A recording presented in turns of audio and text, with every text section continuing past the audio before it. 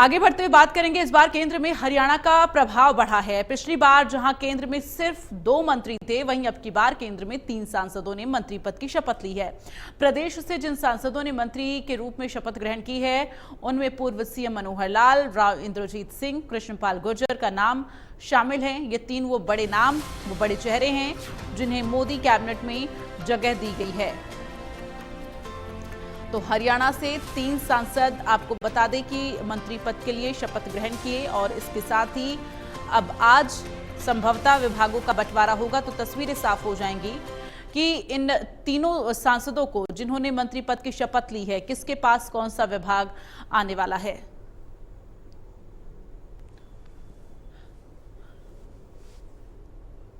तो आपको बता दें कि हरियाणा से 3 सांसद मंत्री बने हैं और ये हरियाणा का प्रभाव बढ़ता हुआ नजर आ रहा है। ऐसे में आपको बता दें कि लोकसभा चुनाव में हरियाणा प्रदेश में भारतीय जनता पार्टी ने 5 सीटें हासिल की हैं।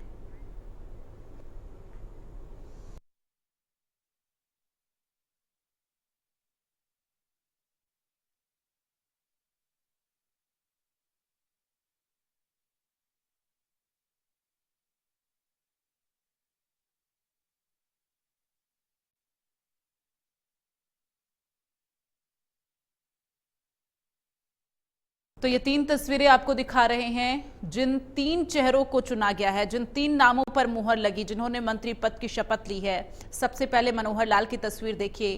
बीते दिन मनोहर लाल ने मंत्री पद की शपथ ली है। राव इंद्रजीत सिंह, कृष्णपाल गुर्जर, ये 3 वो बड़े चेहरे, वो बड़े नाम हैं जो हरियाणा प्रदेश से मंत्री पद की शपथ ग्रहण किए हैं, और ऐसे में हरियाणा का प्रभाव बढ़ता हुआ नजर आया मोदी कैबिनेट में।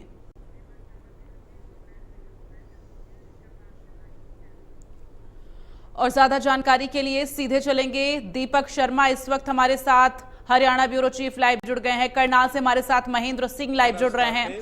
दीपक, सबसे पहले आपके पास आते हुए, चूंकि देखिए बीते दिन प्रधानमंत्री मोदी के साथ साथ 71 मंत्रियों ने पद की शपथ ली है, मंत्री पद की शपथ ली है। ऐसे में आज बैठक होने वाली है, बड़ी बैठक, चूंकि मोदी कैबिनेट की पहली मीटिंग है, संभवतः विभाग का बंटवारा भी हो सकता है। जानकारी क्या है आपके पास फिलहाल? निर्वहन करूंगा तथा जी बिल्कुल, अगर बात करें तो कहीं ना कहीं जो 71 है उनमें एक हरियाणा की बात की जाए तो हालांकि इसमें कोई दो राय नहीं है। मोदी मंत्रिमंडल में हरियाणा को एक अच्छी खासी तवज्जो दी गई है। जहां 5 सांसद बीजेपी के जीत करके आए हैं, तो उनमें 3 सांसद को मोदी मंत्रिमंडल में जो है जगह दी गई है। एक जो अगर बात करें कैबिनेट मिनिस्टर, जो कि हरियाणा के 9.5 वर्ष तक मुख्यमंत्री रहे हैं, उन्हें कैबिनेट में मंत्री बनाया गया है। राव इंद्रजीत सिंह, जिन्हें एमओएस यानी स्वतंत्र प्रभार दिया गया है केंद्र सरकार में, यूं तो राज्य मंत्री है लेकिन स्वतंत्र प्रभार जो है उन्हें दिया गया है। इससे पहले भी वो एमओएस थे। उसके अलावा कृष्णपाल गुर्जर, जिन्हें राज्य मंत्री बनाया गया है। और अगर बात करें तो आज क्योंकि कैबिनेट की बैठक भी होगी पहली, और कहीं ना कहीं 100 दिन का जो रोड मैप है वो बनाया जाएगा। कल देर रात जब हमने कृष्णपाल गुर्जर से बात करी, मनोहर लाल जो कि कैबिनेट मिनिस्टर हैं उनसे बात करी, तो एक ही उन्होंने कहा कि 100 दिन का रोड मैप जो है वो बनाने के लिए कहा गया। ये कहा गया है कि अगले 24 घंटे तक तो कम से कम उनको दिल्ली ही रहना है। एक पूरा रोड मैप को लेकर के चर्चा रहेगी, किस तरीके से आगे काम करना है, कैसे प्लानिंग करनी है। तो आज भी जो मोदी मंत्रिमंडल की बैठक होगी, मंत्रालयों का भी वितरण होना है, लेकिन जो मंत्री आएंगे उनको किस तरीके से आगे योजना है, सरकार अपनी बात रखेगी कि उनको क्या प्लानिंग करनी है, उनकी क्या प्राथमिकता है। ऐसे में उनके मंत्रालय अपना अपना रोड मैप बनाकर आएंगे। अगले 100 दिन का किस तरीके से सरकार की जो सोच रहेगी उसको लेकर के आगे बढ़ना है। तो ऐसे तमाम मुद्दों को लेकर के बात प्रधानमंत्री नरेंद्र मोदी ने तमाम मंत्रियों से कल सुबह भी, शपथ लेने से पहले भी कल तमाम जो सांसद थे तब भी उनसे ये चर्चा करी थी, एक संदेश दिया था। कल देर रात जेपी नड्डा के आवास पर जब डिनर हुआ तब भी एक बात रखी गई थी कि कल कैबिनेट की जो बैठक है उसमें एक रोड मैप को लेकर चर्चा होगी। बाकी आज विस्तार से चर्चा की जाएगी केंद्रीय मंत्रियों के साथ। और हम हरियाणा की बात कर रहे हैं तो हरियाणा से 3 मंत्रियों का आना, ये कहीं ना कहीं इसको हालांकि चुनाव से जोड़ करके भी देखा जा रहा है। यूं तो कि आने वाले समय में विधानसभा चुनाव है, एक बड़ा संदेश देने की बात है, लेकिन अगर हम दूसरे तरीके से यहाँ पर अगर हरियाणा की बात करें, क्योंकि दोनों ही फरीदाबाद और गुरुग्राम के सांसद दोनों ही पहले भी केंद्र सरकार में मंत्री थे। इनमें राव इंद्रजीत क्योंकि 6ठी बार सांसद बने और 5वीं बार मंत्री बने हैं केंद्र सरकार में, 4 बार पहले भी मंत्री रहे हैं, चाहे वो यूपीए की सरकार थी, उसके बाद बीजेपी और अब एनडीए की सरकार रही, उसमें भी मंत्री रहे। लगातार 5वीं बार राव इंद्रजीत मंत्री बने हैं। इसके अलावा कृष्णपाल गुर्जर की भी बात करें तो एक बड़ा अनुभव, तीसरी बार मंत्री बने हैं, पिछली सरकार में भी वो मंत्री थे। तो ऐसे में तमाम पहलुओं को देखते हुए इन्हें जगह दी गई। और मनोहर लाल की बात करें तो 9.5 वर्ष का हरियाणा का कार्यकाल और केंद्र सरकार की जो रिपोर्ट है उसके अनुसार मनोहर लाल का फीडबैक अच्छा सामने, कहीं ना कहीं प्रधानमंत्री के रिव्यू में और पसंदीदा मंत्रियों में वो रहे, नेताओं में रहे, मुख्यमंत्रियों में। और ऐसे में हम उन्हें केंद्र सरकार में अगर बात करें तो कैबिनेट मिनिस्टर की जिम्मेदारी दी गई है। हालांकि पोर्टफोलियो क्या रहता है वो आज तय हो जाएगा, लेकिन हरियाणा में भी आज एक संदेश देने का प्रयास किया जाएगा। अगले 2 दिन तक स्वागत समारोह रहेंगे कि किस तरीके से हरियाणा को तवज्जो दी गई है और अब केंद्र सरकार की क्या सोच है, क्या 100 दिन का रोड मैप है, किस तरीके से केंद्र सरकार अब आगे लोगों के लिए काम करेगी या कौन सी योजनाएं लेकर आएगी। इस मोदी मंत्रिमंडल का, एनडीए सरकार का जो ये तीसरा कार्यकाल है, ये किस तरीके का रहेगा, इसकी रूपरेखा तैयार की जाएगी। जी बिल्कुल दीपक, जिस तरह से आपने फीडबैक का जिक्र किया वो फीडबैक वोटों में भी तब्दील हुआ है, चूंकि भारी मार्जिन के साथ जीत हासिल की है मनोहर लाल ने करनाल सीट से। करनाल का रुख करेंगे, महेंद्र सिंह हमारे साथ बने हुए हैं संवाददाता। महेंद्र, जरा बताएं, करनाल की जनता ने जिसे सांसद के रूप में चुना है, अब वो मोदी कैबिनेट में मंत्री के तौर पर भी उन्होंने शपथ ग्रहण कर लिया है। करनाल में इस वक्त क्या माहौल है? जी बिल्कुल, देखिए जिस तरह से पूर्व मुख्यमंत्री मनोहर लाल को मोदी सरकार के कैबिनेट मंत्री के जो शपथ मिली है उसके बाद कहीं ना कहीं हरियाणा वासियों में और खासकर करनाल के लोगों में एक खासा उत्साह देखने को मिल रहा है, क्योंकि ये लगभग पहले ही तय हो चुका था। जब चुनाव के दौरान अमित शाह और प्रधानमंत्री नरेंद्र मोदी रैली कर रहे थे, उस समय ये साफ हो चुका था कि जो मनोहर लाल है उनको केंद्र सरकार में बड़ी भूमिका मिल सकती है। हालांकि इसको लेकर पहले कई कयास लगाए जा रहे थे, लेकिन जब कल उन्होंने कैबिनेट मंत्री के रूप में शपथ लिए तो ये तय हो चुका है कि वो एक बड़ी भूमिका में रहेंगे। तो ऐसे में कहीं ना कहीं जिस तरह से हरियाणा से 3 मंत्री शामिल किए गए हैं उसका सीधा असर हरियाणा के विकास पर पड़ता हुआ दिखाई देगा, क्योंकि जिस तरह से केंद्र सरकार 100 दिन का रोड मैप तैयार कर रही है अपने विकास कार्यों को लेकर, अपनी रणनीति को लेकर, उसी तरह से हरियाणा सरकार के लिए भी 100 दिन बेहद महत्वपूर्ण है, क्योंकि लगभग 100 दिनों बाद हरियाणा में भी चुनाव होंगे। तो ऐसे में जो नई भूमिका नए मंत्रियों को मिली है, इस बार मंत्रिमंडल में प्रभाव हरियाणा का पड़ा है। पहले 2 मंत्री थे, अब 3 मंत्री, जिनमें सबसे जो प्रमुख बात यही है कि मनोहर लाल को कैबिनेट मंत्री का दर्जा मिला है।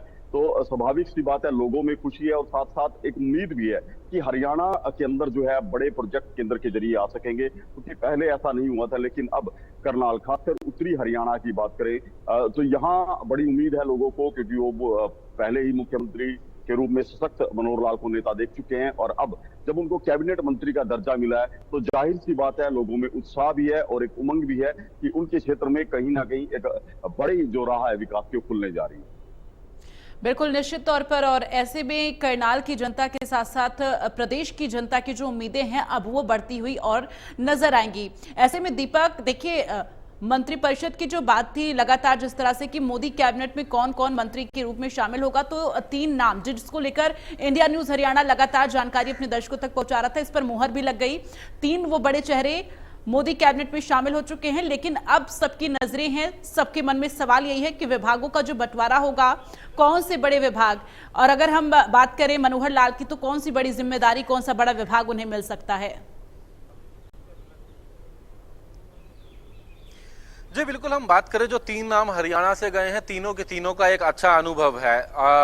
प्रशासनिक तौर पे सरकार में अगर बात की जाए तो 2 ऐसे हैं जो कि लगातार केंद्रीय मंत्री रहे हैं। गुरुग्राम और फरीदाबाद के सांसद की बात करें तो गुरुग्राम सांसद के पास नीति आयोग रहा, उससे पहले वो रक्षा राज्य मंत्री भी रह चुके हैं, विभिन्न विभाग उनके पास रहे थे। अगर हम फरीदाबाद के सांसद की बात करें तो उनके पास सामाजिक न्याय जैसे कई मंत्रालयों में उन्होंने जिम्मेदारी निभाई है। अगर हम बात करते हैं करनाल से सांसद मनोहर लाल, जिन्हें कैबिनेट मंत्री बनाया गया है, पूर्व में वो 9.5 वर्ष तक हरियाणा के मुख्यमंत्री रहे हैं, 9.5 साल तक हरियाणा की सरकार चलाई है।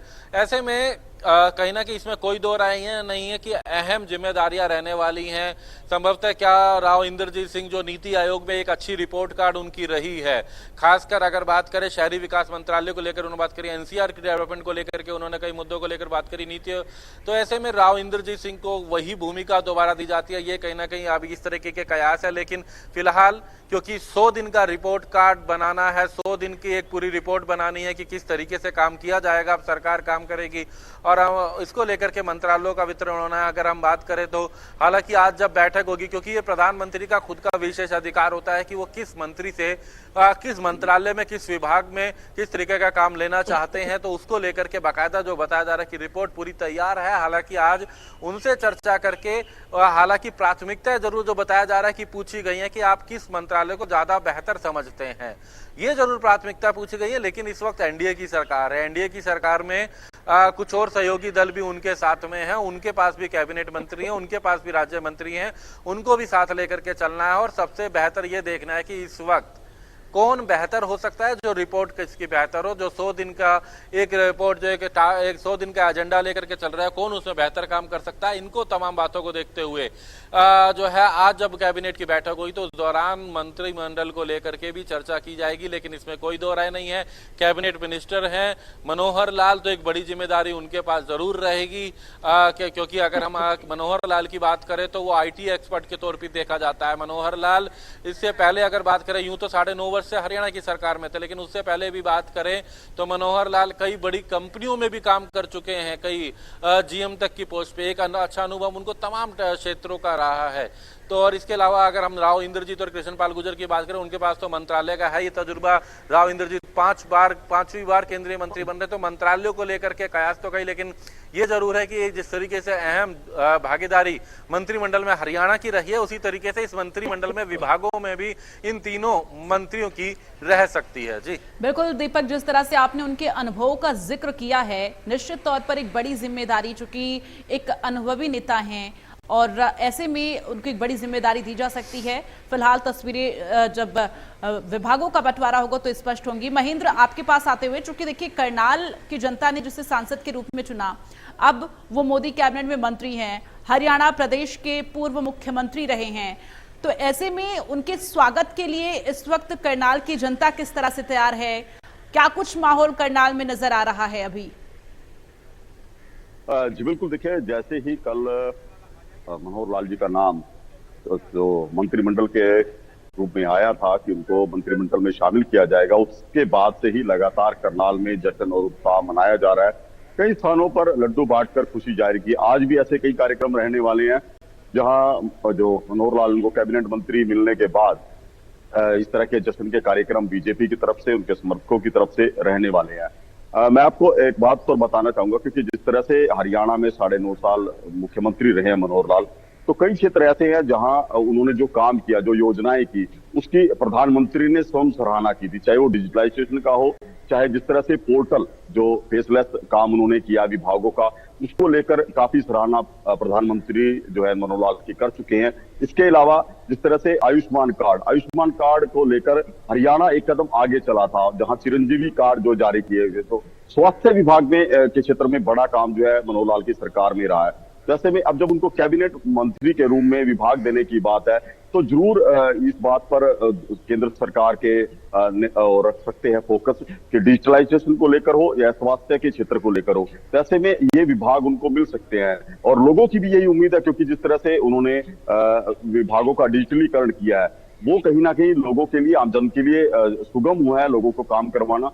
तो यही उम्मीद लोगों को भी है कि जब कैबिनेट मंत्री के रूप में उनको विभाग मिलेंगे तो उनमें स्वास्थ्य विभाग या जो डिजिटल को लेकर जो विभाग रहते हैं वो शामिल हो सकते हैं। बिल्कुल, निश्चित तौर पर अब देखना ही होगा विभाग क्या मिलता है, क्या बड़ी जिम्मेदारी होती है। लेकिन जो प्रदेश की जनता है वो उम्मीद लगाए बैठी है कि उनकी जो समस्याएं हैं वो संसद तक पहुंचेंगी इन तमाम सांसदों और मंत्रियों के जरिए। फिलहाल तमाम जानकारी के लिए दीपक, आपका और महेंद्र, आपका भी बहुत बहुत धन्यवाद।